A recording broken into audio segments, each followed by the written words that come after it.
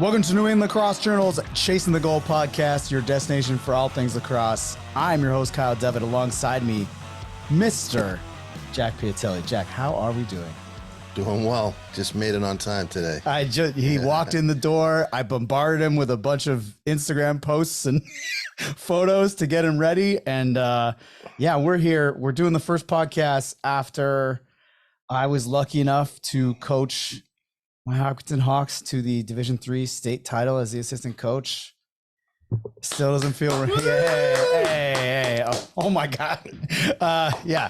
Big celebration. You got your state champion shirt. I did. I wore it on purpose. I don't get to flex all that often. Usually I'm the one being flexed on this podcast. But hey, man, also won New Hampshire Division III assistant coach of the year. Put 7 kids on the all-state teams. 8 kids with an honorable mention.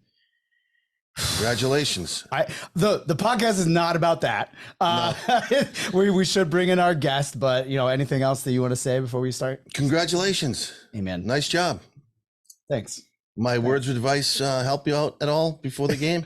It did. I got some great advice from you, from Wesleyan coach John Raba, and also Kyle Harrison, who gave me the best piece. I think Kev, I think our guest is Kevin Leveille, but I think Kevin Leveille would appreciate what he wrote me. I can't say it on air, but I think you'll agree with it because it took into account my kind of old days of being a critical analyst, shall we say, of the pro game. But let's bring in our guest, Summit Ventures and former MLL great Kevin Leveille.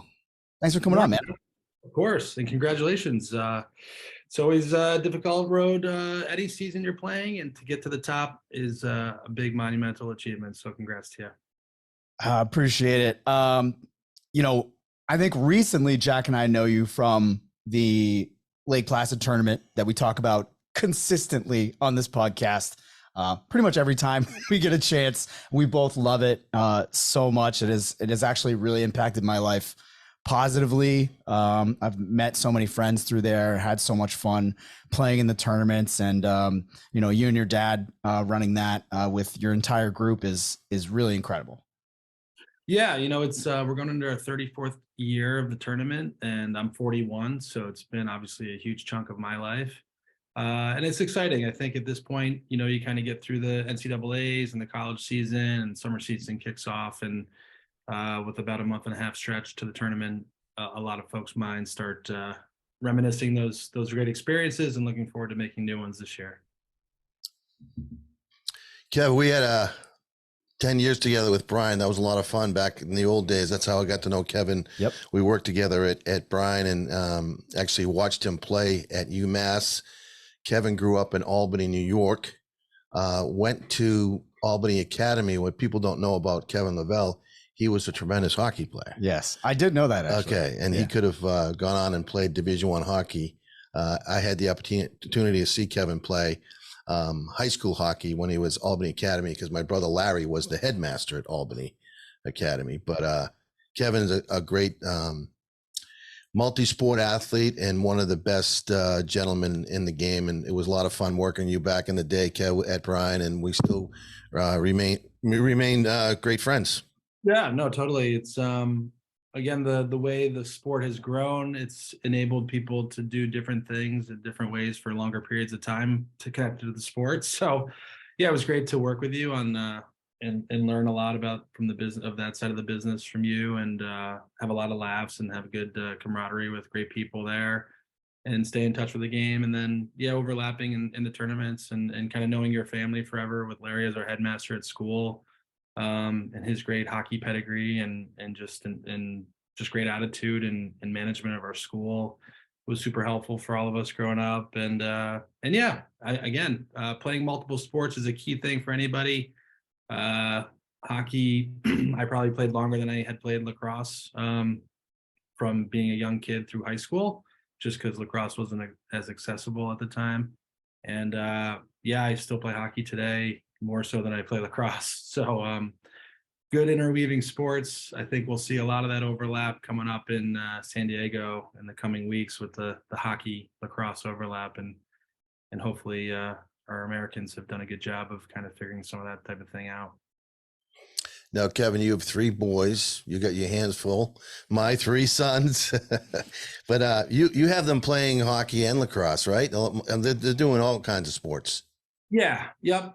We just finished a baseball season, which I've never really been a part of, but we had fun with that with my oldest Cooper, who's also playing lacrosse, and he'll be playing lacrosse in Lake Placid next week at our youth tournament. So, my dad will be there watching his grandson play at the same fields as he started the tournament 34 years ago. So we're looking forward to that.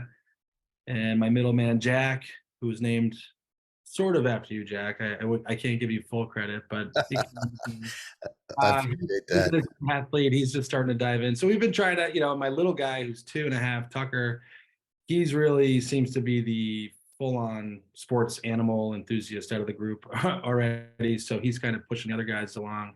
And so we've got a lot of fun times ahead. It's a bit crazy, but it's nice to see them hitting the lacrosse field and having fun with their friends. Yeah, so Jack knows you from your time with Warrior and Brian. I know you from your time when in the MLL with the Cannons, the Chicago Machine, and then of course the Rattlers, where you concluded your career. I like Kevin because Kevin was one of the only guys that didn't outwardly show animosity towards me on the field. When I would cover games, he was always very nice to me. And I loved chronicling your career. When you left the Cannons, I think you weren't protected in that expansion. I threw a fit and I was like, what are you doing? It was one of my huge rant pieces. I remember that. And the thing about Kevin that, we haven't really touched on yet is, and I said this back then, I think it was like 06, and you made it true.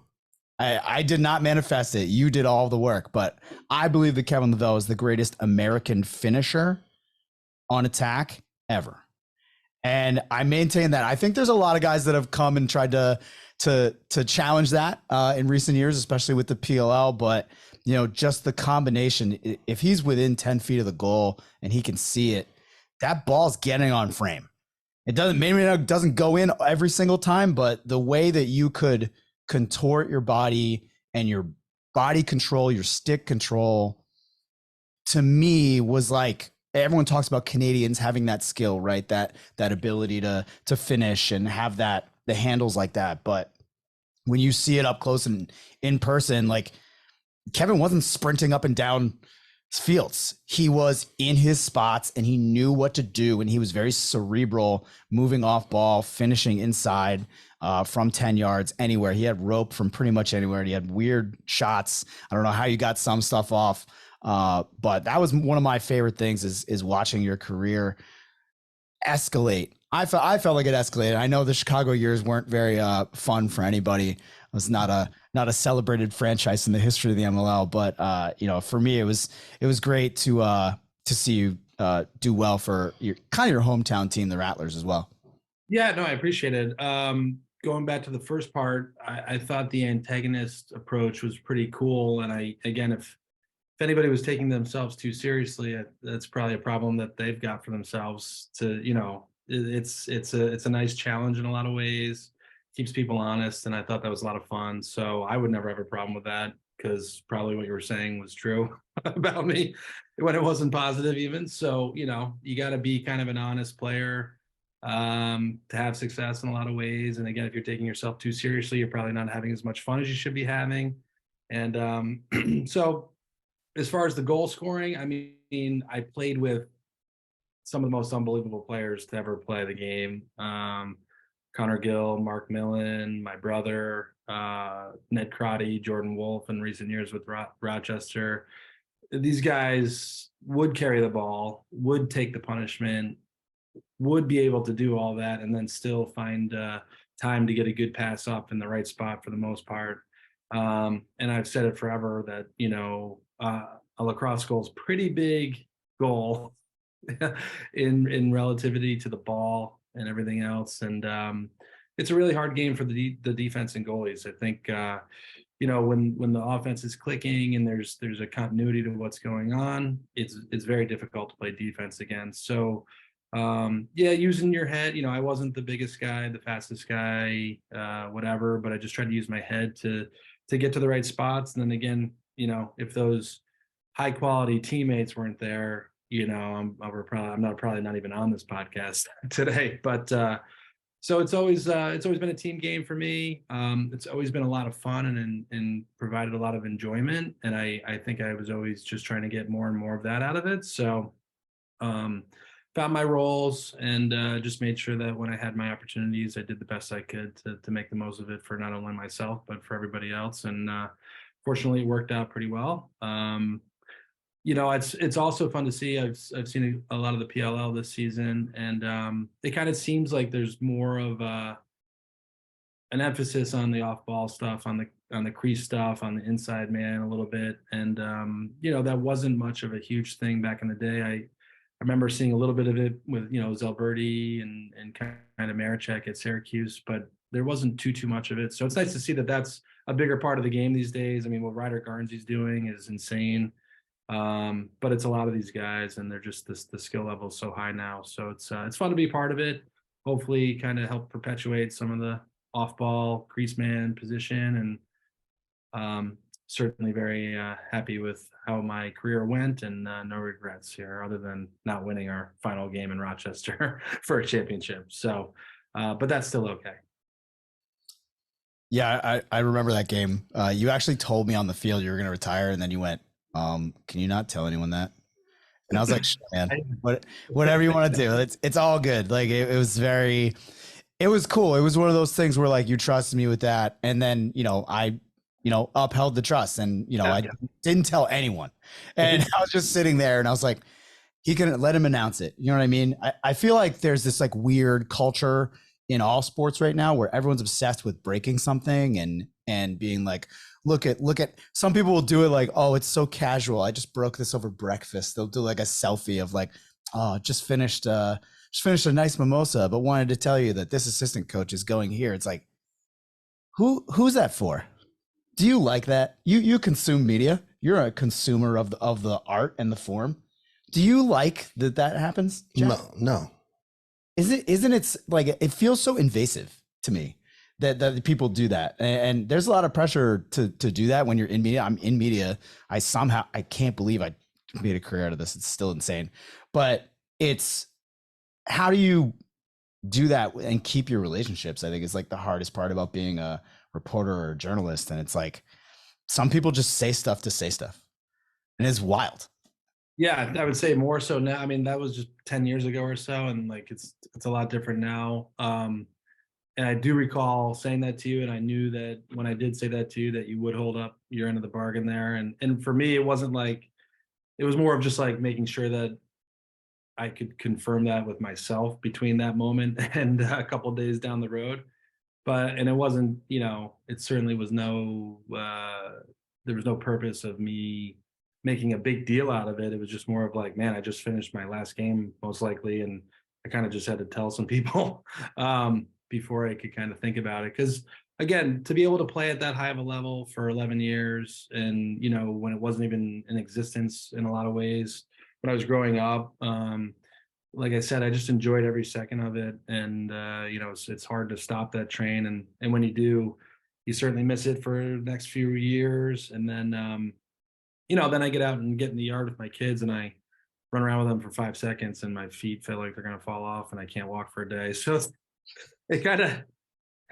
a hard thing, because you never want to stop, and but I feel like that was the right time for me, and I do appreciate you giving me a little space just to get the word out to my teammates and family and everybody else first.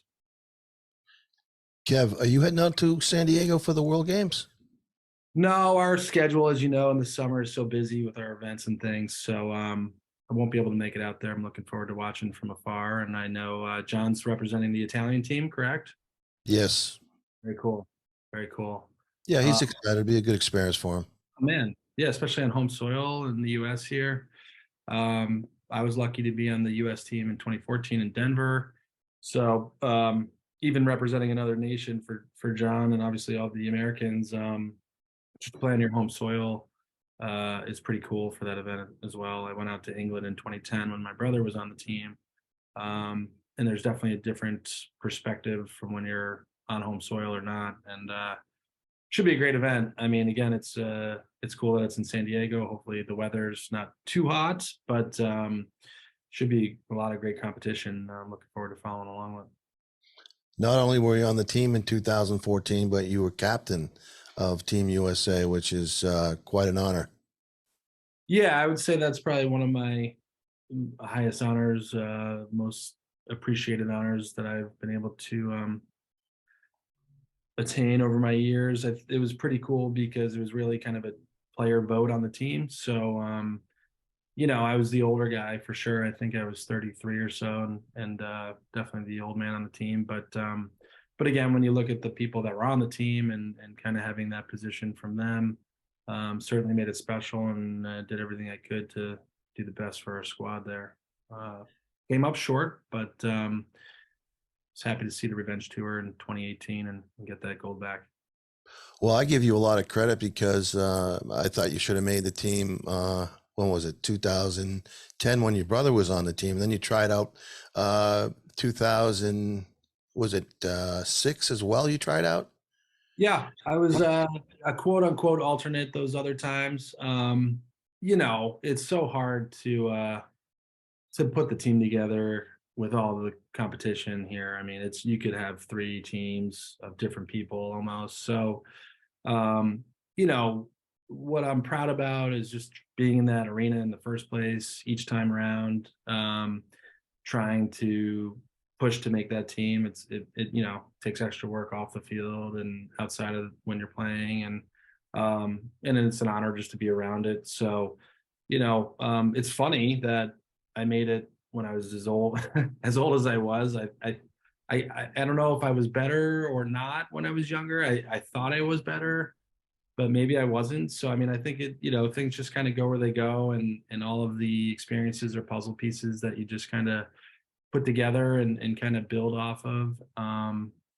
Sort of like Legos. I'm dealing with those a lot these days, so I'm seeing a lot of similarities there. But even down to our tournaments in the summer, I mean, what our goal is to do is to just have a fun platform for people to play and build their game off of. Our events are not super intense as far as recruiting and just competition. I mean, it's competitive, but it's not over the top where just people are stressed out more than they need to be. So, I think all of that from my growing up experience all kind of played a big part in my path, and it can lead to being the captain of the United States team and in vying for a gold medal. It doesn't need to be too serious. I think for me the key part of the game that was the consistent thing all the way through playing youth, all the way through college at UMass and MLL and USA was just having a ton of fun. I would just simply get excited and really be into it. It's funny because I have that total. I should say, I don't have it anymore. I had that opposite approach when I was coaching. And that's the thing that made me not want to coach anymore. It's like took too much. It was too intense. It was too out of control. And now what I've learned in the last 3 years coaching high school is like, that doesn't work for a lot of people. Right. I mean, we're at the field for the state championship last weekend, and we had we were just sitting there. It's not even a real locker room. It's just a room underneath the stadium, and everyone's sitting around, and we start playing. We have a speaker. We just start playing a remix of the Mortal Kombat theme, and before I know it, all the kids are doing like fake punches and uppercuts and sweeping the leg. And I see one kid who's like super intense, and he's like freaking out. He stands up, he's walking around, and he's in the middle of the room. And I was like, hey man, what's up? And he's just like, And I took a step back and I did a high kick to his chest. Just like did like a martial arts move, like a little toe tap to his chest guard. He's like, what the heck? What? I was like, hey man, you gotta relax. Even I'm relaxing. That means you have to relax. Sure. Compared to everyone else, I was the intense guy, right? And I think that there's such unspoken value in that I never experienced until this year and last year a little bit. But it's having fun playing sports is the essence of sports. Mm-hmm. Right? 100%. And I think it's just so impressive. I was like, when I think back of my MLL time, like I'd be at practice on the night before and not wanting it to end, and then we'd have our walkthrough the next morning, and I wouldn't want to. I'd like, let's do two more, let's do three more, just stay out here for another 10 minutes. I just never wanted it to end. Um, so even the practices and the walkthroughs were equally as important and fun as the games. And it was just about more time and just trying to keep it going. Yeah, I think the fun of the game tends to be sort of fading at times, especially at the high school level where recruiting is getting in the way. That's what I see out there, and it's really unfortunate.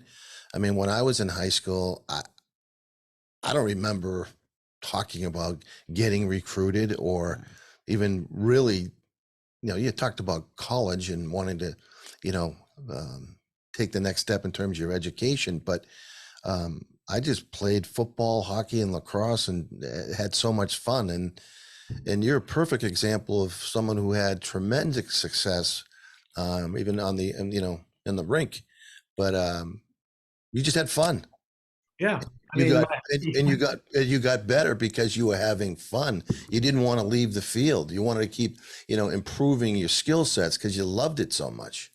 Yeah, and I think Kyle mentioned it earlier, but I mean, I definitely do think that my game continued to get better from college level, for the next 11 years in the pros. So I just think I kept improving and kept on it. And then again, playing other sports. One of my line mates from youth hockey through high school was a Hobie Baker finalist at RPI. So I mean, just surrounding yourself by other athletes is a huge thing as well. And again, playing hockey through high school, kind of knowing that I wanted to play lacrosse in college, allowed me to play hockey without a lot of worry and stress. So I just played a stress-free game in hockey, which certainly helped me to be a better hockey player because I wasn't worried about it or concerned about it or thinking about it.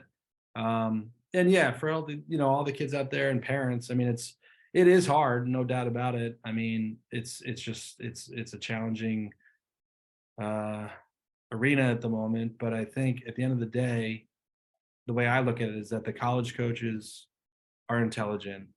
They're focused on this 365. They know what they need. They know who's out there.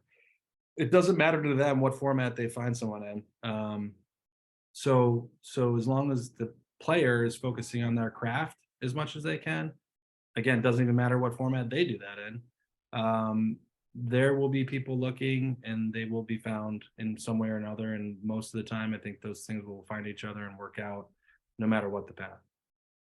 Yeah, the truth wins out with recruiting.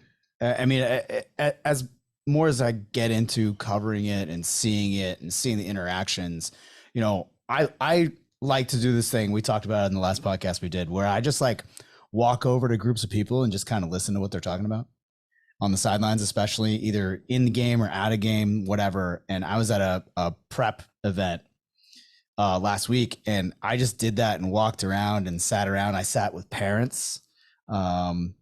Kids were talking and on the field and off the field, and I learned a lot. I'll tell you that right now. I learned a lot about, who was going where and which coaches were watching who as I was there. And, your behavior is, if you're a player and you're a parent, your behavior is monitored at all times. Like that's part of the process. We say that a lot, but I feel like people don't believe us. It is a huge part of what you're doing. Good families create good players and become part of the family of the school they're going to. I think that's something to really, really look at. And, one of the things I love about Placid is the Scholastic tournament takes place in the dead period. So people are coming to play for fun. And you'll also get a little hot goss when you're there. You'll see everybody at Placid. They're not working. They're there to play. They're there to hang out. They're there to go to the breweries and hang out with their friends and see their college teammates from the past 20 years. That's how like ingrained the culture is in playing the sport and coaching the sport as well.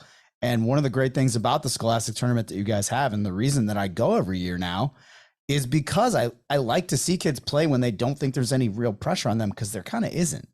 I'm certainly not pressure. I'm just there to say if you do well, you know?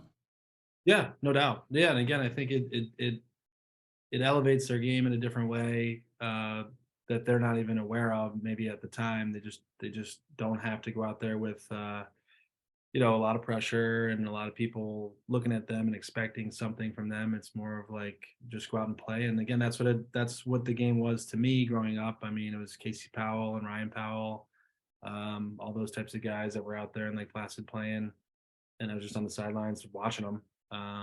And there was not a lot of stress, and there was a lot of great lacrosse. So the formula works. It's hard to get to it sometimes, but having fun and not worrying and not stressing and not focusing on that part of the process and just kind of working all the other parts, and believing and having faith that it'll all kind of come together. That's where I think there just needs to be more education and more of a helpful shift to the mostly parents probably too. I mean, the kids I think do understand it. They know where they generally stand amongst their lineup. But sometimes it's just really hard for the parents, I think. And again, new experiences, getting new people to Lake Placid is always something we're trying to do. It's hard because there's a lot of demand and we're kind of, limited as far as using a full week. But the more you can change your experiences and kind of shift things around, like a lot of the youth teams that we deal with, they're from great programs like Jack's and just numerous others in New England and beyond. And I try to talk to the directors or the coaches of the individual teams and just say, hey, listen, like, come to Lake Placid and have a 3-day relaxing tournament where your parents can reset and have fun. The kids can have fun. You're not going to be playing the entire time.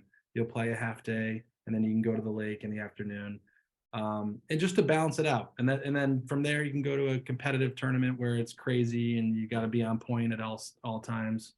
So I guess what I'm saying is I just think if people could find a balance, I think that would elevate the whole lot pretty quickly. I think one of the things that I think sometimes get lost with some of the parents and players is that it's a family event, really.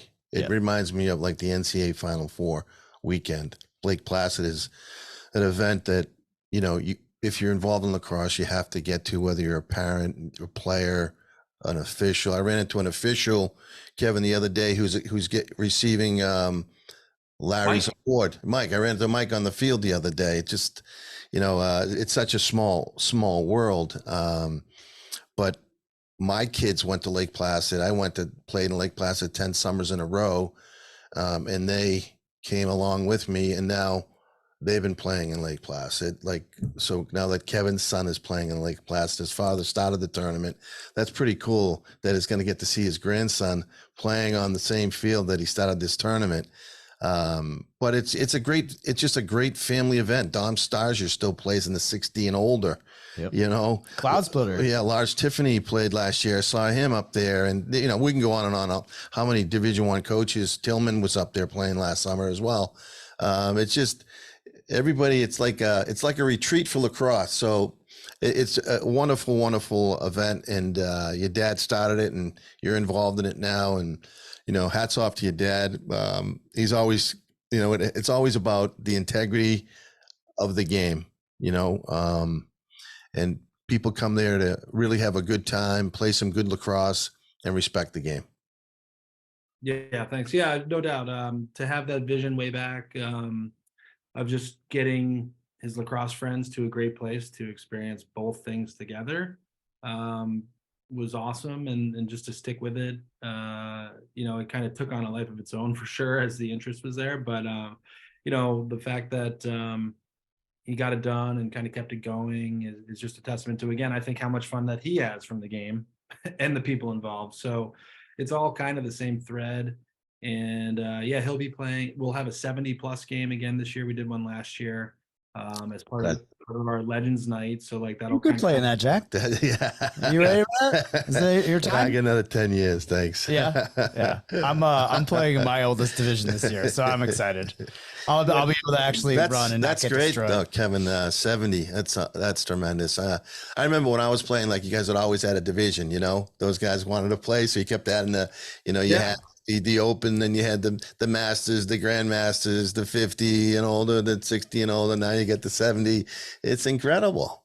Yeah, and again, I think it also shows like the some of those older age levels, like those people didn't have so much opportunity to play back in the day. Yeah. They still want to do it. They still are interested in it. I kind of sometimes get concerned about, some of the future because I mean, there's obviously more people playing, but at the same time, they're playing a lot, and you just wonder where the line will be drawn as far as like, hey, I'm exhausted with this, and I unfortunately, I think it happens for some kids these days before they even get to college. Yeah.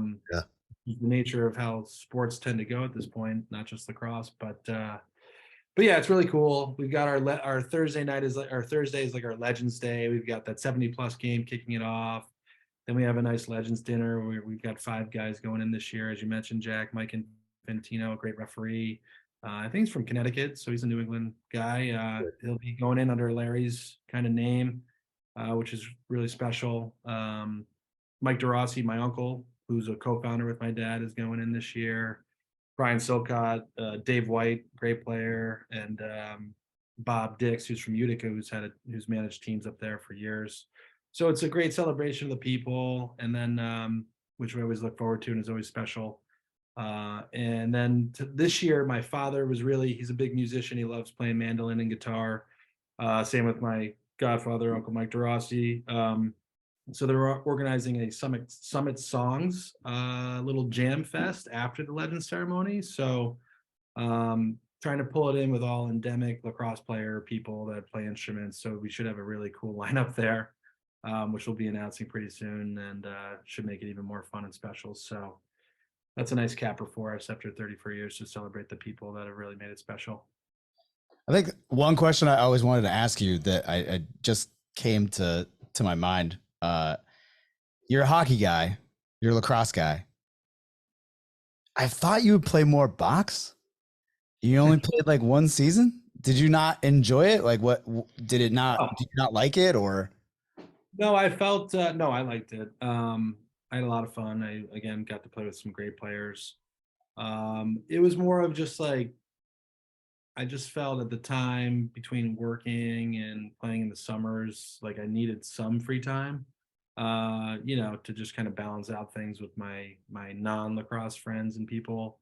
So in the wintertime, I had more flexibility to kind of bounce around. I was living in Chicago. A lot of my friends were back in New York and things like that. And just kind of, I think the feeling of just being pinned into another season just kind of felt like a lot at the time.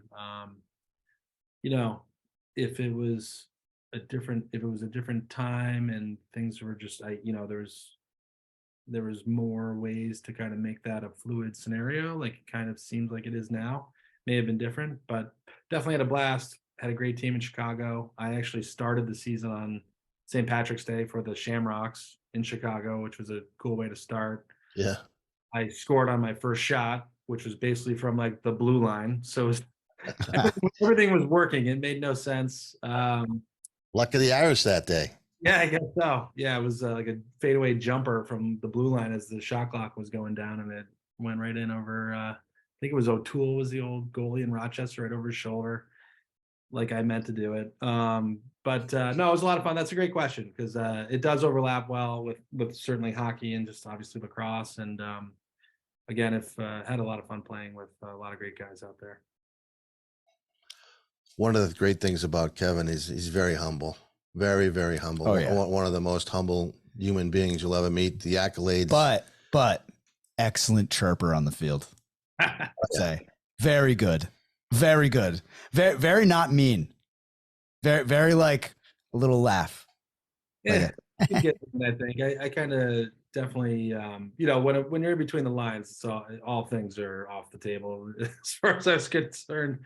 I had to use some of that tactic to counterbalance some other things that were missing. But in the MLL back in the day was pretty intense. Not to say that it isn't now, but those early days with there was like literally no rules. I think the shot clock was like 45 seconds. It was pretty chaotic. Yeah.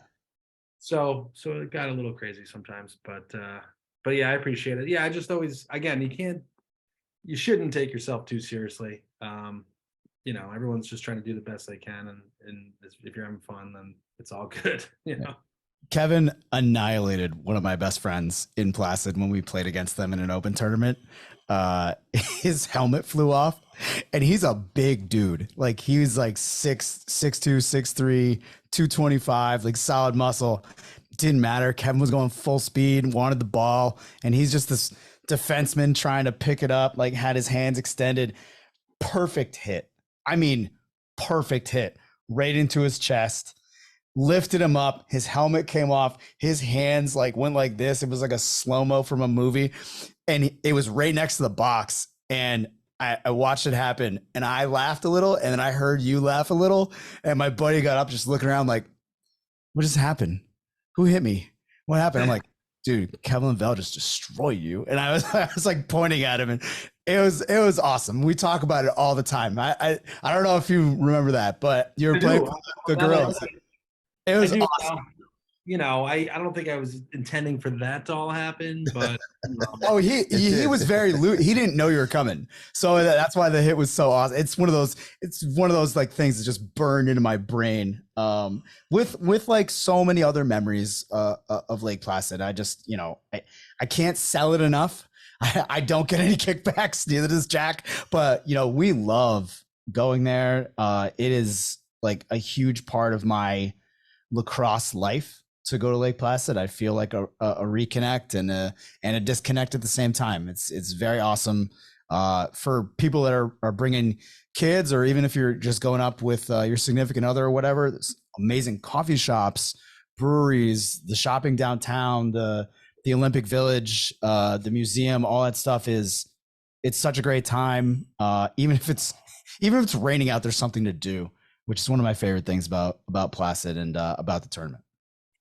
Yeah, no, appreciate that for sure. And Ben and Jerry come over from Vermont occasionally to watch. I mean, it's just a fun place to be. And like you said, you kind of get to disconnect and just kind of engage face to face for a week or half a week or so, and kind of forget about everything else for a while, which again is a beautiful thing about sports. You go on the field, you're not thinking about anything else other than what's going on in front of you there for a couple hours. And I think Placid is just a kind of a bigger scenario of that, which I think everyone appreciates and just kind of wants more of. Want to give a shout out to your wife, Chelsea, who's one of the assistant coaches at Syracuse. She's outside running around with the boys. Yep, director of ops over there. So she got to work, with the coaching staff there. This is probably her like 10th year over there. So she was working with Gary for a long time, and now Kayla and the great staff there. They had a great run. It's hard to sustain. It's hard to sustain high quality for 3 months in a row. They had a great season, and came up a little bit short, but they're poised and looking forward to next year and working hard at kind of getting any pieces that they felt were not covered, and kind of making another solid run. But yeah, thank God for Chelsea. Especially this time of year when I start the Monday mornings off at around 5:30 with, "Hey, I'm in the wrong pool. Hey, we're not coming. Hey," all the crazy tournament stuff starts popping up real hard and fast. But we work through it with everybody and just aim for smiling faces over the course of our events. God bless you. And then one of the great moments I had with you, we were in a box watching the championships at Gillette Stadium, and the semifinal game, your brother Michael scored the winning goal in overtime. And that same year, they won the national championship at Gillette. So that was a lot of fun and a wonderful experience for you, obviously. And he was the Thornton winner that year, Mike Leveille. And you know who he beat out that year? Who? You don't know? I should know. I don't know off the top of my head. Paul Rabel. Oh, that's right. Yes. It was a tough one. Yeah, I mean, that was, I would say, watching my brother play through that experience was one of the more challenging lacrosse times for me. It was just so intense, but obviously worked out really well. And he did a great job of leading that team, as a leader off the field as well as on the field. And that goal against Virginia was pretty amazing. That was a great game back and forth. That team on the Virginia side was stacked as well. But yeah, and then it's kind of amazing to see the Tewaaraton Award just kind of hanging. It's in my parents' house in kind of their big living room area, and it's just always there, and it's amazing to think. And Paul and Mike had a bunch of heavyweight games against each other. Paul was amazing that season. I mean, I think he had 6 or 7 goals in the finals himself. He carried Hopkins. So yeah, it's I'm not sure how Paul doesn't have a Tewaaraton. That doesn't seem to make sense. But I guess at least in that year, I think, Mikey edged him out by a slight hair. But yeah, thanks for calling that out, Jack. Mike was a huge part of my game. I mean, we spent countless hours in the backyard, tennis ball, every 5 goals, flip who's in net. And again, all that type of stuff kind of adds up and makes a big difference down the line. Well, it wouldn't be a podcast with me if I didn't have a hot take on that. And I'm going to give you my hot take. If Paul Rabel didn't play at Hopkins, where they put the shackles on dudes playing offense during that entire decade run, which they did win 2 championships, can't get too upset about it, he would have had maybe not double the points, but in the right offense, I think he would have really exploded for more. I think that's kind of what, they played very regimented. That's what that team did. That's what Hopkins made those players like Kyle Harrison, like Paul Rabel. But at the same time, like if you took the cuffs off, there would have been a lot. I think I wrote that at the time and got blasted, which is true to tradition. But yeah, that's definitely, yeah. Hey man, listen, you got to have opinions and you got to stand by them. You can't just walk through life, man. That's no doubt. But yeah, it was just a great, in my eyes, a great era of the game as far as the competition level, and just like, just kind of superstars beyond the normal superstars, where those guys could just take a game over and really dominate it in a different way, I think, than most cases. So yeah, pretty wild. They both did pretty well. They're okay. They're both amazing players. Yes. They came together in 2010 on the same team and won a world championship. So I think that was pretty cool to see as well. Awesome. Well, I think that's going to do it for us. Kevin, can't wait to see you in how many weeks? 6 weeks? Yeah, probably 6 weeks or so. Yeah, it's coming. The calendar moves fast this time of year. 6 weeks. Just give me a roster. I know you don't do rosters, but I'm gonna ask again. I ask every year because like that's not the point of the tournament. Like I get it. Like I feel bad harassing your ops crew. They're like, "Who are you again?" No, I'm not giving you this. I'm like, no. It's okay. Ask Kevin. That's my comeback to anything in Plus. If I need something, someone. There's not a hard time. It's actually your staff is incredible. That's great. Everyone. You got whippers. Funny. We're kind of of the mindset. We're just like of the mindset, like, yeah, we're not doing that. No one needs that. Some people do need it, and we can provide that when they do. That's how it goes. It's great. Can't wait to see you, man. Kev, I know you're a busy man. Thanks so much for your time. Really appreciate it. All the best to Mom and the boys. Thanks so much. Yeah, this has been a good energy boost for me. Great to talk to you guys. Look forward to seeing you guys in 6 weeks or so. And good luck to Johnny and everybody down in San Diego. Kyle, congrats again. Thanks. Catching up in face-to-face. All right, Kev. Thank you. Awesome. And thanks again for listening to New England Lacrosse Journal's Chase the Goal podcast. For Jack Piatelli, I'm Kyle Devitt. See you next time.